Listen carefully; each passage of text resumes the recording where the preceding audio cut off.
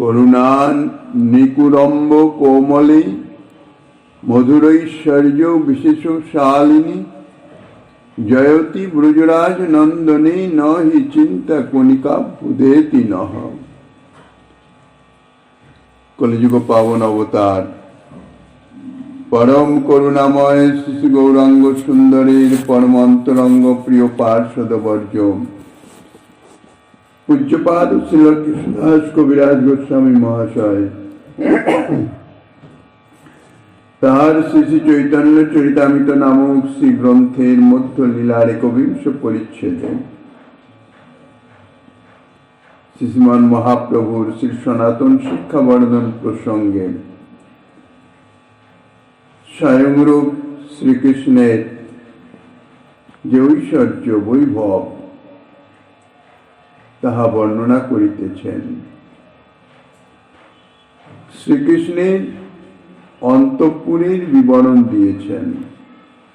অনন্ত কোটি বৈকুণ্ঠ ধাম যেন পদ্মাকৃতি, তার কর্ণিকাতেই শ্রীকৃষ্ণের যে অন্তঃপুর ধাম ব্রজধাম,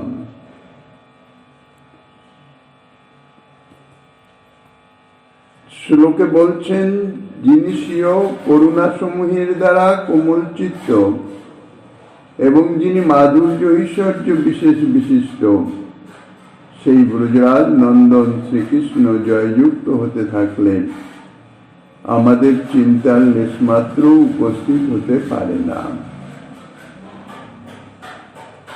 মাধুর্য ঐশ্বর্য বিশেষ বিশিষ্ট সেই যে ব্রজরাজ নন্দন শ্রীকৃষ্ণ, তিনি কি রকম না বলছেন করুণা নিকুরম্ব কোমলে। করুণার অর্থাৎ কৃপার, নিকুরম্ব অর্থাৎ সমূহ, কৃপা সমূহ, করুণা সমূহ, তাহা হইতেছে করুণা নিকুরম্বর।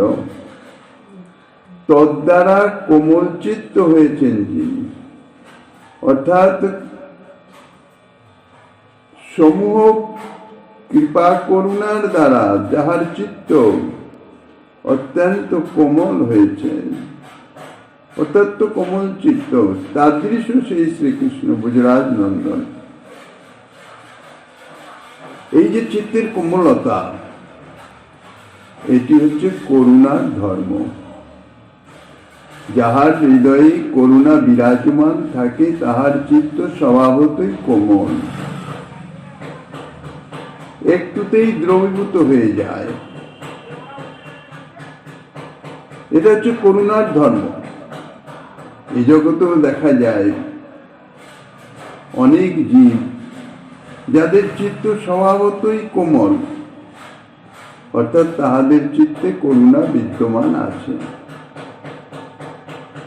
সেই করুণা সাধারণত হৃদয়ে প্রকাশিত হয় পর দুঃখে, অপরের দুঃখ দুর্দশা দৈন্য বা কোনো অসুবিধায় কষ্ট ইত্যাদি দর্শনে করুণা প্রকাশিত হয়। যাহার চিত্তে সেই করুণা বিদ্যমান থাকে, বিশেষত সত্যগুণ সম্পন্ন, দৈবী ভাব সম্পন্ন জানারা, তানাদের চিত্তেই এটি বিরাজমান থাকে। তাই যে দৈবী ভাব সম্পন্নতা, সত্যগুণ সম্পন্ন, অর্থাৎ প্রাকৃত সত্যগুণ সম্পন্ন, সত্যগুণাধিক্য যার চিত্তে বেশি। সাধারণত ত্রিগুণ নিয়েই জগতের মনুষ্যজন, তার মধ্যে যার চিত্তে সত্যগুণের আধিক্য আছে, রজতম গুণের ন্যূনতা, তার চিত্তে করুণা প্রকাশ বেশি হয়। আর ভগবৎ স্বরূপ সেখানে তো কোনো প্রাকৃত গুণই নাই, সেখানে বিশুদ্ধ সত্যগুণ। কাজে সেখানে শুধু করুণা আর করুণা, কৃপা করুণারই ভান্ডার। তো জগতের জীবের মধ্যে যার চিত্তে তাদৃশ করুণা থাকে, তার চিত্তকেই অতি অল্পে কোমল করে ফেলে, দ্রবীভূত করে ফেলে। আর যে ভগবৎ স্বরূপে, ভগবানের তো স্বরূপগতই ধর্ম জীবের কল্যাণ।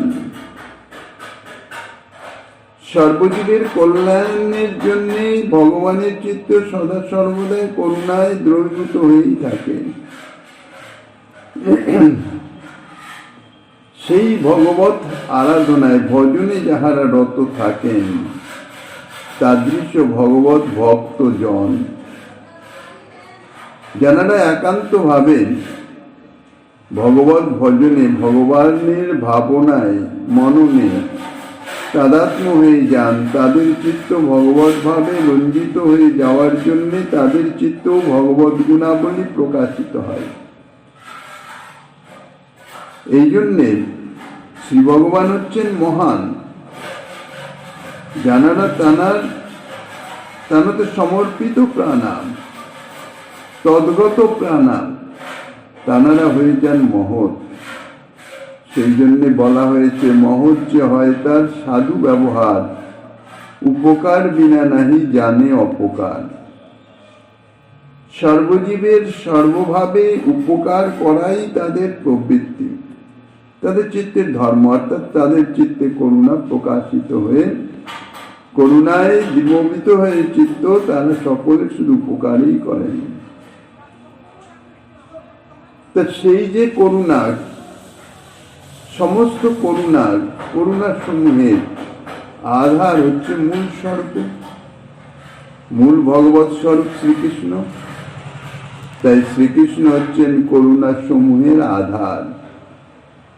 সর্ববিধ করুণার যত রকমের বৈচিত্র্য আছে, বিভিন্ন অবস্থায় যে যে বিভিন্ন প্রকারে বা বিভিন্ন রূপে করুণা প্রকাশ পেতে পারে,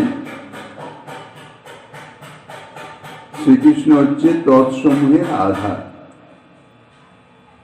অর্থাৎ যত রকম ভাবে করুণা প্রকাশিত হতে পারে সমস্তই শ্রীকৃষ্ণের বিরাজিত। তাই তার চিত্ত একেবারে দ্রবীভূত, গলে যেন জল হয়ে গেছে। তার ফলে তিনি সর্বদাই জীবের প্রতি, বিশেষত তার ভক্তদের প্রতি কৃপা বিতরণ করবার জন্য তিনি সদা সর্বদাই উৎকণ্ঠিত। শুধু উৎকণ্ঠিত নয়, চেষ্টিত, অর্থাৎ সদা সর্বদাই চেষ্টা করেন। অনাদি জন্ম থেকে, অনাদি কাল থেকেই জীব বহির্মুখতা দোষে দোষী হয়ে এই মায়ার ব্রহ্মাণ্ডে তাপ জ্বালায় জর্জরিত হইতেছে। এই জীব সমূহের এতাদৃশ দুঃখ দৈন্য দুর্দশা দেখে শ্রী ভগবানের হৃদয়টি একেবারে দ্রবীভূত হয়ে আছে।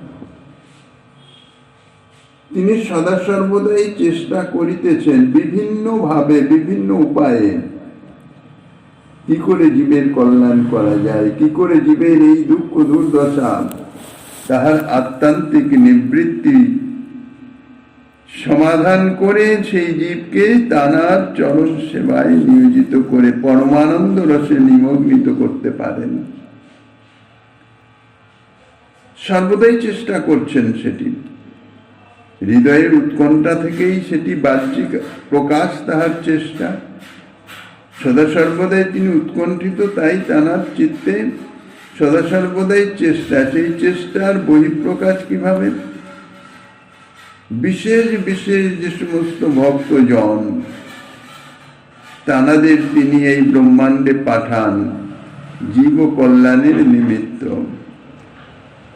বিভিন্ন ভাবে জীবকে ভগবত উন্মুখী করে ভগবত পাদপদ্ম সেবা লাভের জন্য পথ নির্দেশ করা, শক্তি সঞ্চার করা ইত্যাদির জন্য পাঠান। যখন দেখেন যে তাতেও ঠিক তার মনোমতন কার্য সমাধান হচ্ছে না, তখন তিনি স্বয়ংরূপেই এসে হাজির হয়ে যান। আর স্বয়ংরূপে যখন আসেন তখন তো তার কৃপা করুণার প্রকাশের কোন রকম কাম্পন্যতা নাই, বিধিনিষেধ নাই। তার মধ্যেও আবার এই সে বিশেষ কলিযুগে যে শ্রী গৌর স্বরূপের আবির্ভাব, যার জন্য বলা হয়েছে দাতা শিরোমণি। বিশ্বম্ভর নাম ধারণ করেছেন প্রেমে বিশ্ব বরি, অর্থাৎ প্রেম দ্বারা বিশ্ব পরিপূর্ণ করে দেবেন, কাউকেই বাকি রাখবেন না। সে সামর্থ্য তার আছে। তাইলে জীবের মঙ্গলের জন্য, জীবের কল্যাণের জন্য তার কি জাতীয় উৎকণ্ঠা, কি জাতীয় চেষ্টা, কি জাতীয় কৃপা। তাই তার ভক্তদের প্রতি কৃপা বিতরণ করতে তিনি উৎকণ্ঠিত, সর্বদা চেষ্টিত। আরেকটি বলছেন মধুর ঐশ্বর্য বিশেষ শালিনী, মধুর ঐশ্বর্য বিশেষ যুক্ত। মধুর ঐশ্বর্য অর্থাৎ ঐশ্বর্য সাধারণত ঐশ্বর্যের আস্বাদন চমৎকারিতা থাকে না। ঐশ্বর্য একটু গৌরব বোধ জাগায়, সম্ভ্রম জাগায়, নিঃসংকোচ আস্বাদন ঐশ্বর্য হয় না। কিন্তু শ্রীকৃষ্ণের যে ঐশ্বর্য প্রকাশ, তাহা মাধুর্য মণ্ডিত। এই জন্যে সেই ঐশ্বর্যকে বলছেন মধুর ঐশ্বর্য, সুমধুর, অত্যন্ত আস্বাদ্য, মাধুর্য ঐশ্বর্য বিশেষ যুক্ত। করুণা নিকুরম্ব কোমল শব্দের অব্যবহিত পরেই এই মধুর ঐশ্বর্য বিশেষশালী শব্দ প্রয়োগের তাৎপর্য হচ্ছে যে ব্রজে যে শ্রীকৃষ্ণের যে অপরিসীম মাধুর্য আছে, যাহা তাহার ঐশ্বর্যকেও মাধুর্য মণ্ডিত করে তুলেছেন। এই যে অপরূপ মাধুর্য মণ্ডিত ঐশ্বর্য, মাধুর্য তো আছেই। শ্রীকৃষ্ণের মাধুর্য অর্থাৎ ব্রজেন্দ্রনন্দন শ্রীকৃষ্ণের মাধুর্য সর্বাতিশায়ী, আর মাধুর্য হচ্ছে স্বাভাবিকভাবে আস্বাদ্য। কিন্তু এই ব্রজেন্দ্রনন্দন শ্রীকৃষ্ণের ঐশ্বর্য মাধুর্য মণ্ডিত এমন আস্বাদ্য হয়েছেন যে জীবকে তার আস্বাদন পাওয়ার জন্যে তার করুণা কোমল হৃদয় সর্বদাই ব্যাকুল।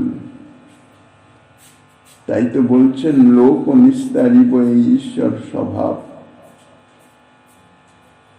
ঈশ্বরের স্বভাবই হচ্ছে লোক নিস্তারিব, লোক উদ্ধার করব, অর্থাৎ এই তিতাব জ্বালা জর্জরিত জীবকে সেখান থেকে মুক্ত করে স্বপাদপদ্ম সেবারূপ অমৃত আস্বাদনে নিমগ্ন করব। এতাদৃশ যে শ্রীকৃষ্ণ জয়যুক্ত হতে থাকলে, তাহার করুণা সর্বদা অভিব্যক্ত হতে থাকলে আমাদের অর্থাৎ মাদৃশ এই মায়াহত কলিহত জীবের চিন্তার কোনো লেশও থাকতে পারে না, দুর্ভাবনার বা ভয়ের কোনো লেশই নাই। তাহার করুণার স্রোতে চিন্তার সমস্ত কারণই কোন দূর দেশে ভেসে যেতে পারে। চাই শুধু পরম নির্ভর বিশ্বাস। শ্রীকৃষ্ণের এতাদৃশ করুণার উপর বিশ্বাস চাই, তাহলে কোন রকম চিন্তার কারণ নাই। তার তলে পরমব্রহ্ম বিষ্ণুলোক নাম, নারায়ণ আদি অনন্ত স্বরূপের ধাম। মধ্যম আবাস কৃষ্ণের সরস্বর্য ভাণ্ডার, অনন্ত স্বরূপ যাহা করেন বিহার। অনন্ত বৈকুণ্ঠ যাহা ভাণ্ডার কোঠারি, পারিষদগণ সরস্বর্যে আছে ভরি। এই তিন পয়ারে শ্রীকৃষ্ণের যে মধ্যম আবাস, প্রথম তো উত্তম আবাস অর্থাৎ ব্রজভূমির কথা বলেছেন কর্ণিকায়, তারপর বলছেন মধ্যম আবাস অর্থাৎ তাঁর যে অন্তঃপুর ধাম গোলক বৃন্দাবন, তার নিচে বিষ্ণুলোক। পরমব্রহ্মের অপর নামই হচ্ছে বিষ্ণুলোক। পরমব্রহ্ম হচ্ছে অনন্ত কোটি বৈকুণ্ঠ আদি সম্মিলিত ভাবে নাম হচ্ছে পরমব্রহ্ম, যাকে বলা হয় বিষ্ণুলোক। অর্থাৎ বিষ্ণুর ভগবানের বিভিন্ন স্বরূপের যে নিবাস স্থান, সেখানে নারায়ণ আদি, নারায়ণ আদি বলতে শ্রীকৃষ্ণের বিলাস মূর্তি পরমব্রহ্মাধিপতি নারায়ণ তিনি তো আছেনই, আর আদি শব্দে তাঁর যে অন্যান্য অবতারগণ, লীলা অবতার, মন্বন্তর অবতার বা ইত্যাদি ইত্যাদি যে সমস্ত অবতারের কথা ইতিপূর্বে আলোচিত হয়েছে, সেই সমস্ত অবতারের ভগবৎ স্বরূপকে বুঝাচ্ছেন। এই সমস্ত অবতার স্বরূপেরই ভিন্ন ভিন্ন ধাম আছে, তার প্রত্যেকের নামই হচ্ছে বৈকুণ্ঠ। তাই সেই পরমব্রহ্মের সকল ভগবৎ স্বরূপের এই পৃথক পৃথক বৈকুণ্ঠ আছে। অন্তঃপুর রূপ শ্রী বৃন্দাবন এবং বাচ্চাবাস রূপ প্রাকৃত ব্রহ্মাণ্ডের মধ্যবর্তী, মহিমায় মধ্যবর্তী বলে পরমব্রহ্মকে মধ্যমাবাস বলা হয়েছে। অর্থাৎ প্রাকৃত ব্রহ্মাণ্ড হচ্ছে সর্বনিম্নে, আর সর্ব ঊর্ধ্বে হচ্ছে অন্তঃপুর শ্রী বৃন্দাবন, তার মধ্যে এই অনন্ত বৈকুণ্ঠ ধাম, এই জন্য ইহা মধ্যমাবাস। ইহাও সরস্বর্যের ভাণ্ডার, এই স্থানে ঐশ্বর্যের প্রাধান্য। অন্তঃপুর ধাম শ্রী বৃন্দাবনে যেমন মাধুর্যের প্রাধান্য, আর মধ্যমাবাস এই বিষ্ণু লোকে পরম ব্রহ্মে এখানে ঐশ্বর্যের প্রাধান্য। শ্রী বৃন্দাবনের ন্যায় এই স্থানের ঐশ্বর্য কিন্তু মাধুর্য মণ্ডিত নয়, মাধুর্যের অনুগত নহে। এখানে ঐশ্বর্য স্বমহিমায় বিরাজমান।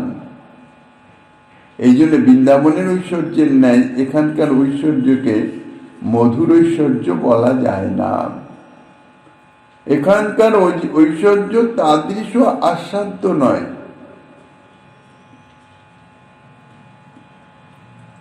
ভীতি সঞ্চারক, সংকোচ এনে দেয়। শ্রীকৃষ্ণের বিভিন্ন স্বরূপের বিভিন্ন ধামকে এই মধ্যমাবাসের বিভিন্ন কুঠুরি বলা হয়, অর্থাৎ বিভিন্ন কুঠি। যেমন কোন আশ্রমে আশ্রমবাসীর অবস্থানের জন্য তাদের ভিন্ন ভিন্ন কুঠি আছে, ঠিক সেই রকম এই স্থানের বিভিন্ন স্বরূপের পার্শ্বদ জানলা, প্রত্যেক স্বরূপেরই যেমন ধাম আছে তেমনি তাদের সেবা লীলা ইত্যাদির জন্য পার্শ্বদ আছে। সেই পার্শ্বদরাও হচ্ছেন সরস্বর্যপূর্ণ। তারই প্রমাণ স্বরূপ ব্রহ্মসংহিতার এই শ্লোকের উদ্ধৃতি দিয়েছেন। গোলক নাম্নী নিজ ধামনি তলে চ তস্য দেবী মহেশ হরিধামেষু তেষু তেষু তে তে প্রভাব নিচয়া বিতাশ্চ ইয়েন গোবিন্দ মাদি পুরুষং তমহং ভজামি।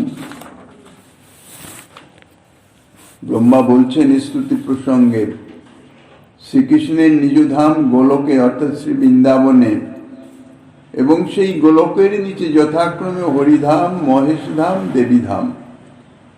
প্রথমে হরিধাম অর্থাৎ যে বিষ্ণুলোক, যেখানে অনন্ত ভগবৎ স্বরূপে বিরাজমান, তার নিচে হচ্ছে মহেশ ধাম অর্থাৎ শিবের ধাম, তার নিচে হচ্ছে দেবী ধাম অর্থাৎ শক্তির ধাম।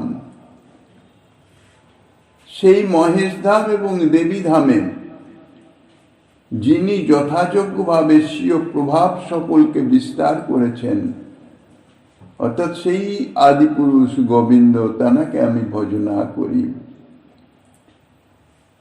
এই শ্লোকে ব্রহ্মা গোলক ব্যতীত আরো তিনটি ধামের উল্লেখ করেছেন, দেবী, মহেশ ও হরিধাম অসু।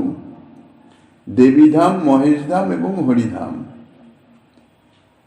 এই শ্লোকের ঠিক পরবর্তী সৃষ্টি স্থিতি প্রলয়ের সাধন শক্তির একাদ ছায়েব যস্য ভুবনানি বিভর্তি দুর্গা ইচ্ছানুরূপমপি যস্য চ চেষ্টতে সা গোবিন্দ মাদি পুরুষং তমহং ভজামি। অর্থাৎ এই শ্লোকের ঠিক পরেই এই শ্লোকের উদ্ধৃতি আছে। এই শ্লোকে উল্লেখিত দুর্গা দেবীর ধামকেই দেবীধাম বলা হয়েছে। এই যে দুর্গা দেবী, ইনি কিন্তু এই মায়ার শক্তির নন, ইনি সৃষ্টি স্থিতি প্রলয়ের সাধিকা শক্তি। সুতরাং ইনি হচ্ছেন গুণময়ী। যেহেতু গুণের সহায়তায় তো সৃষ্টি স্থিতি প্রলয় সাধিত হয়, শ্রী ভগবান তিনি গুণ অবতার রূপে আবির্ভূত হয়ে সৃষ্টি স্থিতি প্রলয় তাহা সম্পাদন করেন। তা ভগবত ধামে ভগবানের আবরণ দেবতা রূপে এক দুর্গা আছেন। সেই দুর্গা কিন্তু এই মাইকের যে মায়া শক্তির যে দুর্গা তিনি নন, গুণময়ী নন, তিনি হচ্ছেন গুণাতীত। কেননা এই যে প্রাকৃত সৃষ্টি স্থিতি বা সংহার, ইহা গুণের সহায়তাই হয়। প্রাকৃত গুণের সহায়তাতেই সৃষ্টি স্থিতি প্রলয় সাধিত হয়। কিন্তু ভগবত ধাম তাহা তো নিত্য সত্য শাশ্বত। তো সেই ভগবত ধামে ভগবানের আবরণ দেবতা রূপে যারা বিরাজমান, তারা তো প্রাকৃত নন, তারা তো গুণাতীত। তাই সেই প্রাকৃত সেই ভগবত ধামে যে আবরণ দেবতা রূপে যে দুর্গা বিরাজমান, তিনি হচ্ছেন গুণাতীত। যেহেতু ভগবত ধামে গুণময়ী মায়ার কোন স্থান নাই, এই গুণাতীত দুর্গা অষ্টাদশ অক্ষরাদি মন্ত্রের কিন্তু অধিষ্ঠাত্রী দেবতা। অষ্টাদশ অক্ষর মন্ত্রের যে ঋষ্যাদি ন্যাস ইত্যাদি আছে তাতে এই দুর্গার উল্লেখ আছে। ইনি হচ্ছেন সেই মন্ত্রের অধিষ্ঠাত্রী দেবতা। আর এই দুর্গা হচ্ছেন শ্রী ভগবানের স্বরূপ শক্তির বৃত্তি বিশেষ। আর যে গুণময়ী যে দুর্গা, তিনি হচ্ছেন মায়া শক্তির বৃত্তি বিশেষ। শ্রীকৃষ্ণ সর্বভূতে অষ্টাদশ অক্ষরাদি মন্ত্রের অধিষ্ঠাত্রী দেবতা। শ্রীমদ অষ্টাদশ অক্ষরাদি মন্ত্র গণেয়পি দুর্গা নাম্ন ভগবত ভক্তাত্মক সর্বভূত শক্তি বৃত্তি বিশেষ স্যাধিষ্ঠাতৃত্ব শ্রুতি তন্ত্রাদি সোপি দৃশ্যতে।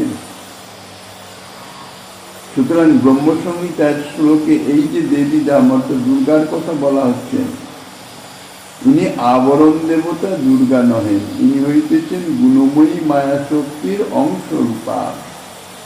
ইনি প্রাকৃত ব্রহ্মাণ্ডে মন্ত্ররক্ষণ সেবার নিমিত্ত বিরাজিত এবং চিৎসত্তাত্মিকা দুর্গার দাসী রূপা। ভক্তি সন্দর্ভে তাই শ্রীজিৎ গোস্বামীপাদ বলেছেন, সাহি মায়াংশ রূপা তদ অধীনে প্রাকৃতে অস্মিন লোকে মন্ত্র রক্ষা লক্ষণ সেবার্থম নিযুক্তা চিৎসত্তাত্মক দুর্গায়া দাসী অতে নতু সেবাধিষ্ঠাত্রী দেবী। যাই হোক, এই ব্রহ্মসংহিতার শ্লোকে যে মহেশের কথা বলা হয়েছে, ব্রহ্মসংহিতার শ্লোকে তাহারও পরিচয় দেওয়া আছে। ক্ষীরং যথা দধি বিকার বিশেষ যোগার। এই শ্লোক থেকে জানা যায় মহেশ জগতের প্রলয় সাধক শম্ভু বা রুদ্র। সুতরাং ইনি গুণময়। ইনি পরম বোমান্তর্গত সদাশিব নন। গুণময়ী দেবী দুর্গা হলেন গুণময় মহেশ্বরী কান্তা শক্তি, একই ধাম উভয়ের স্থিতি। তাই যদি হয় তাহলে দেবী মহেশ ধাম বলতে তো একই ধামকে বুঝাবে। আর একই ধাম বুঝালে যাহাই দেবী ধাম তাহাই মহেশ ধাম হবে, অথবা যাহা মহেশ ধাম তাহাই দেবী ধাম হবে। তাইলে শ্লোকে গোলক ব্যতীত ধাম হবে মাত্র দুটি, দেবী মহেশ ধাম এবং হরিধাম। তো দেবী মহেশ হরিধাম শব্দে কেবল দুইটি মাত্র ধাম বুঝালেন, তাহলে সেই শব্দটি হয়ে যায় দ্বিবচনাত্মক। কিন্তু এই শ্লোকে যে শব্দটিকে প্রকাশ করা হয়েছে বহুবচনান্ত, দেবী মহেশ হরি ধাম সু, অর্থাৎ বহু বচন। এতে বোঝা গেল দেবী ধাম একটা, মহেশ ধাম অপর একটি, একই ধাম নয়। ইহাই হচ্ছে এই শ্লোকের অভিপ্রায়। দেবীধাম একটি পৃথক ধাম, মাইক ব্রহ্মাণ্ড।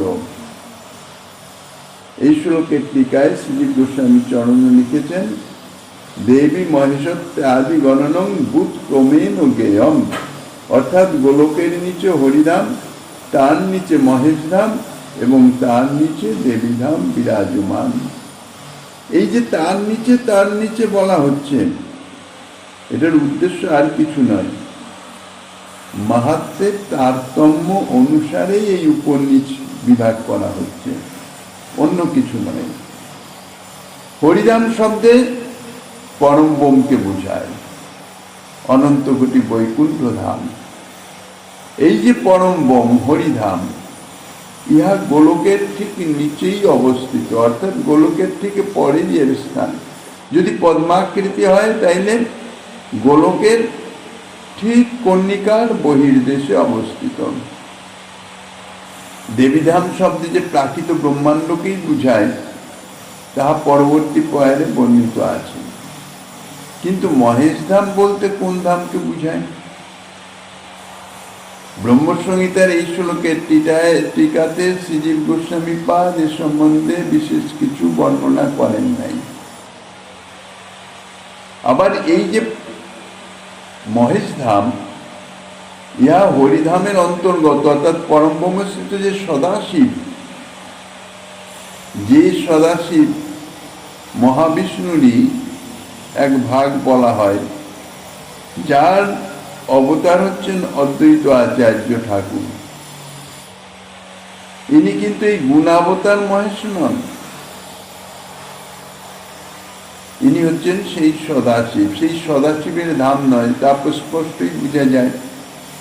যেহেতু সদাশিবের ধাম হচ্ছে পরম ব্রহ্মের অন্তর্ভুক্ত, আর এই মহেশ ধাম হচ্ছে পরম ব্রহ্মের নিম্নদেশে, অর্থাৎ নিম্নদেশে মানে বাইরে।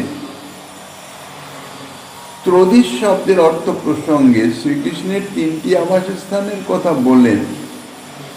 গোলককে তার অন্তঃপুর, পরম ব্রহ্মকে তার মধ্যমাবাস এবং তারপরে প্রাকৃত ব্রহ্মাণ্ডকে তাহার বাহ্যাবাস বলা হয়েছে, অর্থাৎ বাইরের আবাস। আর এই ব্রহ্মসংহিতার শ্লোকে ব্রহ্মা ওই তিনটি আবাসের কথাই উল্লেখ করছেন। তাহলে দেবীধাম ও মহেশধাম এ দুটোই তার বাহ্যাবাস হয়ে যাবে, অর্থাৎ প্রাকৃত ব্রহ্মাণ্ডের মধ্যে বলেই এটি পরিগণিত হয়। বস্তুত সবিশেষ পরম ব্রহ্মের বাইরে নির্বিশেষ সিদ্ধলোক, তাহার বাইরে হচ্ছে কারণার নব। ইহার মধ্যে কোনো মহেশধাম আছে বলে তাহা প্রকাশিত নয়। বৃহৎ ভাগবতামৃতে সনাতন গোস্বামী পাদ যা বর্ণনা করেছেন, প্রাকৃত ব্রহ্মাণ্ডে অবস্থিত দুইটি মহেশধাম বা শিবলোকের পরিচয় সেখানে দিয়েছেন। তার মধ্যে একটি হচ্ছে ব্রহ্মাণ্ডের অভ্যন্তরে স্থিত কৈলাস, কুবেরের আরাধনায় বশীভূত হয়ে ঈশান কোণের দিকপাল রূপে পরিকর বর্গের সহিত উমাপতি এই স্থানে অবস্থান করিতেছেন। এই স্থানে তাহার প্রপঞ্চাতীত বৈভব সম্যক রূপে প্রকটিত না হলেও তদপেক্ষা স্বল্প বৈভব প্রকটিত আছে। বৃহৎ ভাগবতামৃতে বলেছেন, কুবেরেণ পুরারাধ্য ভগতা রুদ্র বশীকৃত ব্রহ্মাণ্ডাভ্যন্তরে তস্য কৈলাসে অধিকৃতে গিরৌ তদ বিদিকপাল রূপেণ তদ যোগ্য পরিবারক বসত্ব বিকৃত স্বল্প বৈভব সন্নুমাপি। বায়ুপুরাণের মতে কিন্তু আরেকটি শিবলোকের সংবাদ পাওয়া যায়। সেই শিবলোক হল ব্রহ্মাণ্ড কটাহের, অর্থাৎ পৃথিবীবাদী 7টি আবরণের বহির্ভাগে প্রকৃতিরূপ অষ্টম আবরণে অবস্থিত। এই শিবলোকও মায়াতীত, নিত্য সুখময় সত্য মহাদেব এই স্থানেও সপরিকরে বিরাজ করিতেছেন। ব্রহ্মসংহিতার শ্লোকে উক্ত মহেশধাম মনে হয় সম্ভবত এই দুইটি শিবলোকের মধ্যে যে কোনো একটিকেই বর্ণনা করিতেছেন বা উদ্দেশ্যে বলছেন। যাই হোক, মোটামুটি এটুকু সিদ্ধান্তে আসা যায় যে গোলকে, পরম ব্রহ্মে, শিবলোকে এবং মাইক ব্রহ্মাণ্ডে যথোপযুক্তভাবে শ্রীকৃষ্ণ তার প্রভাব বা বিভূতি বিস্তার করে রেখেছেন। গোলক বৃন্দাবনের নিচে পরম ব্রহ্ম, তার দৃষ্টান্ত প্রমাণার্থে পদ্মপুরাণের বচনের উদ্ধৃতি দিয়েছেন।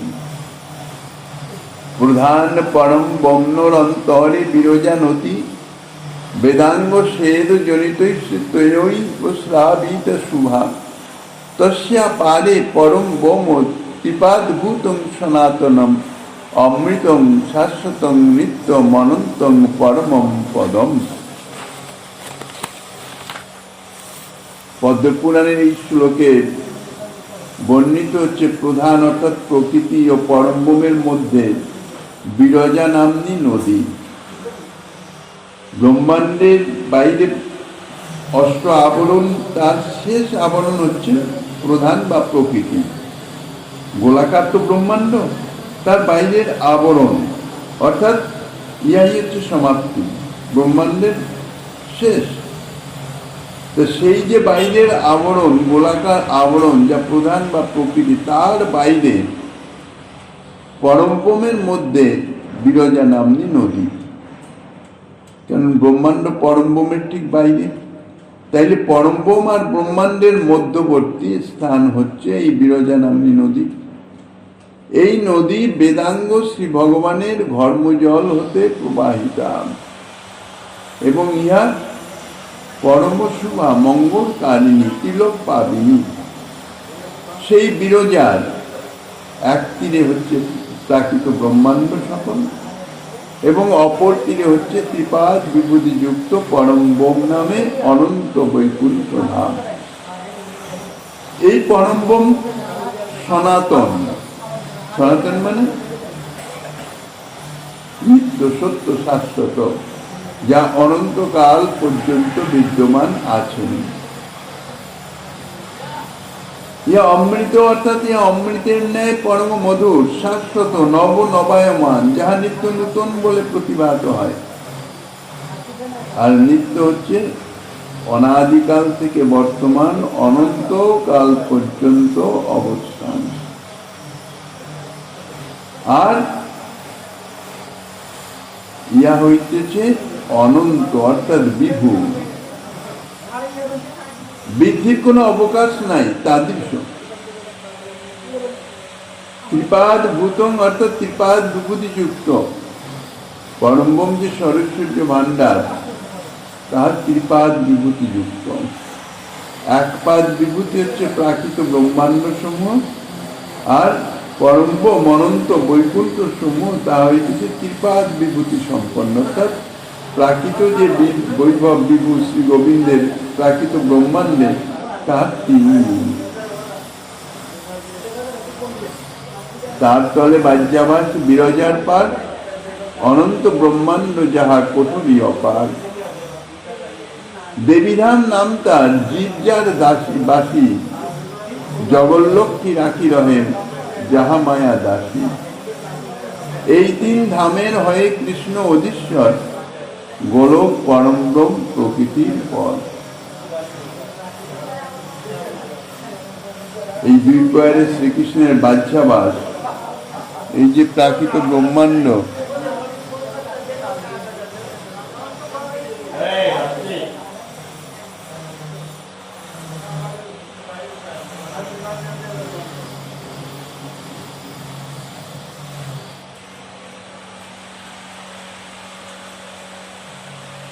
অর্থাৎ প্রাকৃত জগতই হচ্ছে বাহ্যাবাস বা বাইরের বাতি, যেটা বহিঃপুর বলা হয়। বড় বড় জমিদার বাড়ি বা সম্পন্নশালী ব্যক্তির যেমন থাকে বাইরের ঘর, বহিরাগতদের সঙ্গে যোগাযোগের স্থান। তো অনন্ত কোটি প্রাকৃত ব্রহ্মাণ্ডই হচ্ছে শ্রীকৃষ্ণের এই বাহ্যাবাস। এই অনন্ত কোটি ব্রহ্মাণ্ড হচ্ছে অনন্ত কুঠরি সদৃশ, অর্থাৎ এক একটি ব্রহ্মাণ্ড যেন এক একটা কুঠি। পরম ব্রহ্মের নিচে বিরজা, কারণ সমুদ্র এই বিরজা অর্থাৎ কারণ সমুদ্রের একদিকে পরমব্রহ্ম, অপর দিকে হচ্ছে এই প্রাকৃত ব্রহ্মাণ্ড, প্রাকৃত জগৎ। আর দেবীধাম অর্থাৎ মায়াদেবীর ধাম। বৈরঙ্গা শক্তি যে মায়া, তার ধাম। প্রাকৃত ব্রহ্মাণ্ড তো তারই ধাম। তাই প্রাকৃত ব্রহ্মাণ্ডের নামই হচ্ছে দেবীধাম, যেখানকার অধিবাসী অর্থাৎ এই ধামের অধিবাসী যে মুখ্য, যে অন্তঃপুর গোলকধাম, তার অধিবাসী হচ্ছেন স্বয়ং স্বরূপ, স্বয়ং শ্রীকৃষ্ণ। তারপরে যে পরম ব্রহ্মস্থিত অনন্ত বৈকুণ্ঠ ধাম, তার নিবাসী হচ্ছেন অনন্ত ভগবৎ স্বরূপ। আর তার একদম বাইরে এই যে অনন্ত কোটি ব্রহ্মাণ্ড, এখানকার অধিবাসী হচ্ছে জীব শক্তির থেকে প্রকাশিত অনন্ত জীবনিচয়।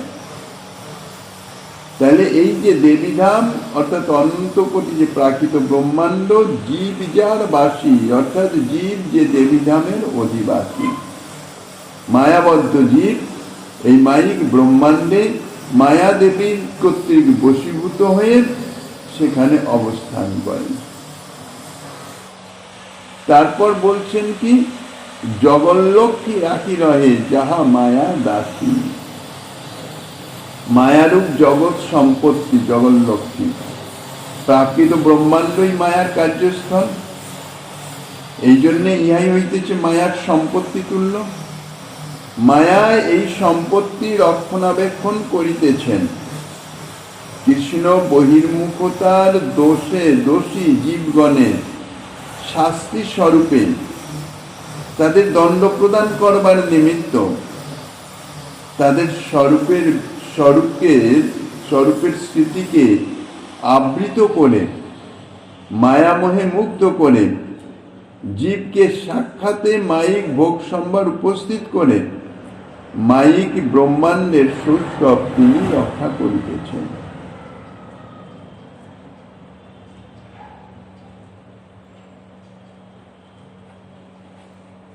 যে দেবী ধামে মায়ারূপা শ্রীকৃষ্ণের দাসী, মায়া শক্তি শ্রীকৃষ্ণেরই তো শক্তি, এই জন্য শ্রীকৃষ্ণের দাসী।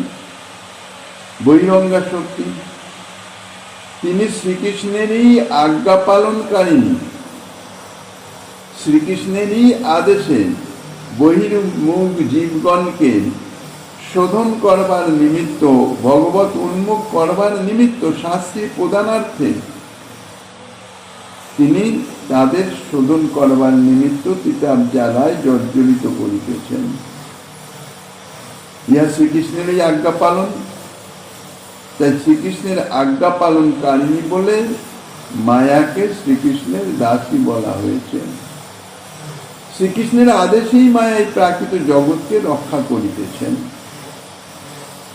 এই দিন ধামের ন্যায় ধামের হয়ে কৃষ্ণ অধীশ্বর, গোলক পরমব্রহ্ম প্রকৃতির পদ। গোলক পরমব্রহ্ম এবং এই দেবী ধাম অর্থাৎ প্রাকৃত ব্রহ্মাণ্ড সমূহ, এদের মধ্যে গোলক এবং পরমব্রহ্ম হচ্ছে অপ্রাকৃত চিন্ময়, প্রকৃতির পারে অবস্থিত অপ্রাকৃত চিন্ময়। আর প্রকৃতির অন্তর্গত হচ্ছে ব্রহ্মাণ্ড। চিৎশক্তি বিভূতি ধাম, কৃপাদৈশ্বর্য নাম, মায়িক বিভূতি এক পাদ অভিধান। এই যে গোলক এবং পরম ব্রহ্ম, এই দুইটি ধাম হচ্ছে চিৎশক্তির বিভূতি বা বিলাস, সন্ধিনী প্রধান শুদ্ধ সত্যের পরিণতি। সন্ধিনীর সার অংশ শুদ্ধ সত্য নাম, ভগবানের সত্তা হয় যাহাতে বিশ্রাম। অহংকারের অধিষ্ঠাতা কৃষ্ণের ইচ্ছায় গোলক বৈকুণ্ঠ সৃজে চিৎশক্তি দ্বারায়। এর ত্রিপাদ ঐশ্বর্য নাম। গোলক এবং পরমব্রহ্ম এই দুইটি ধামের নাম হচ্ছে ত্রিপাদ ঐশ্বর্য, অর্থাৎ এই দুইটি ধাম ত্রিপাদ ঐশ্বর্যাত্মক। এই দুইটি ধামে শ্রী ভগবানের ত্রিপাদ ঐশ্বর্য, চিন্ময় ঐশ্বর্য বিরাজিত। আর মায়িক বিভূতি, মায়িক বিভূতি বা মায়িক ঐশ্বর্য অর্থাৎ এই প্রাকৃত ব্রহ্মাণ্ডে যে ঐশ্বর্য শ্রী ভগবানের প্রকাশিত, তা হচ্ছে শ্রী ভগবানের এক পাদ, অর্থাৎ 4 ভাগের 1 ভাগ। 4 ভাগের 3 পাদ, 3 ভাগ হচ্ছে ত্রিপাদ, আর 1 ভাগ হচ্ছে 1 পাদ। শ্রীকৃষ্ণের চিন্ময় এবং মায়িক উভয়বিধ ঐশ্বর্যের সম্মিলিত পরিমাণের তুলনায় মায়িক ঐশ্বর্যের পরিমাণ হচ্ছে 1 পাদ। তাহলে চিন্ময় ঐশ্বর্যের পরিমাণ বাকি 3 পাদ হবে। কেবল পরিমাণের দিক দিয়ে বিবেচনা করলে দেখা যায় চিৎশক্তির বিলাসরূপ চিন্ময় ঐশ্বর্যের পরিমাণ বহিরঙ্গা মায়াশক্তি বিলাসরূপ ঐশ্বর্যের 3 গুণ।